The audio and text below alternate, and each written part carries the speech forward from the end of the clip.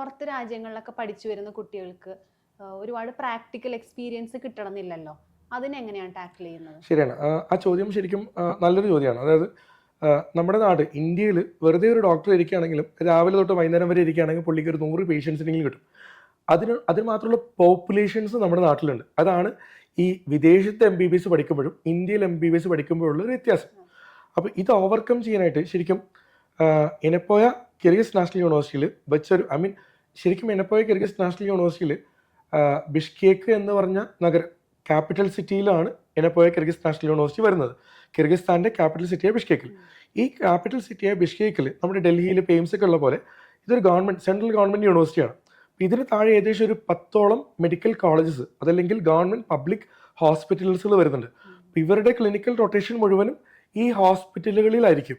എന്നിരുന്നാൽ കൂടെ എനപ്പോയ ഇവർക്ക് വെക്കുന്ന ഒരു സൗകര്യം എന്ന് വെച്ച് കഴിഞ്ഞാൽ കുട്ടികൾ എല്ലാ വർഷവും നാട്ടിൽ വരുമല്ലോ. 2 മാസത്തോളം അവർക്ക് വെക്കേഷൻസ് ഉണ്ട്. ജൂലൈ ഓഗസ്റ്റ് ആയിരിക്കും മിക്കവാറും വെക്കേഷൻസ്. ഈ വരുന്ന സമയത്ത് ഒരു മാസം എനപ്പോയയുടെ മംഗലാപുരത്തുള്ള മെഡിക്കൽ കോളേജിൽ അവർക്ക് നേരിട്ട് വരാം. അവർക്ക് നേരിട്ട് വന്ന് ഡോക്ടേഴ്സിൻ്റെ കൂടെ പോയി ക്ലിനിക്ക്, അതായത് ഓരോ പേഷ്യൻസിൻ്റെ അടുത്ത് ഡോക്ടേഴ്സ് പോകുമ്പോൾ ഓരോ വർഷവും പല ഡിപ്പാർട്ട്മെൻറ്റ്സ് ആയിരിക്കും കുട്ടികൾ തിയറീസ് പഠിക്കുന്നത്.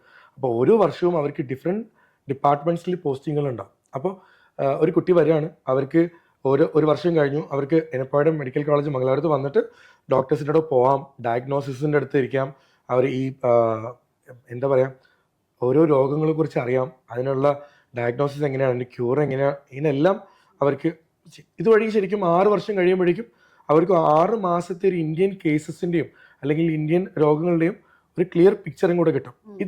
ഇതും എനപ്പോയക്ക് മാത്രം അവകാശപ്പെടാവുന്ന ഒരു യുണീക്ക് ഫാക്ടറാണ്. ഇത് വേറെ എവിടെയും നിങ്ങൾ MBBS അബ്രോഡ് പഠിക്കുമ്പോൾ നാട്ടിൽ വന്നിട്ട് ഓരോ വർഷവും ഇവരുടെ തന്നെ മെഡിക്കൽ കോളേജിൽ നമ്മുടെ തന്നെ മെഡിക്കൽ ഹോസ്പിറ്റലിൽ വന്നിട്ട് ചെയ്യാമെന്നോ അല്ലെങ്കിൽ നമ്മുടെയുമായിട്ട് ഇപ്പോൾ ഉദാഹരണത്തിന് ദുബായിലുള്ള ഒരു കുട്ടിയാണ്, അവർക്ക് ചിലപ്പോൾ അവർ ഫാമിലി സെറ്റിൽഡ് ഇൻ ദുബായ് ആയിരിക്കും.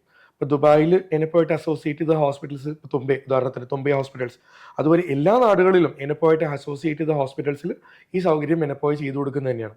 അപ്പോൾ അതുകൊണ്ട് നിങ്ങൾക്ക് ഒരു ടെൻഷൻ വേണ്ട. ഇതൊരു ആഡഡ് അഡ്വാൻറ്റേജും കൂടെയാണ് MBBS അബ്രോഡ് പഠിക്കുന്ന കുട്ടികൾക്ക് ഇന്ത്യൻ കേസുമായി പരിചയപ്പെടാനുള്ള ഒരു സൗകര്യം.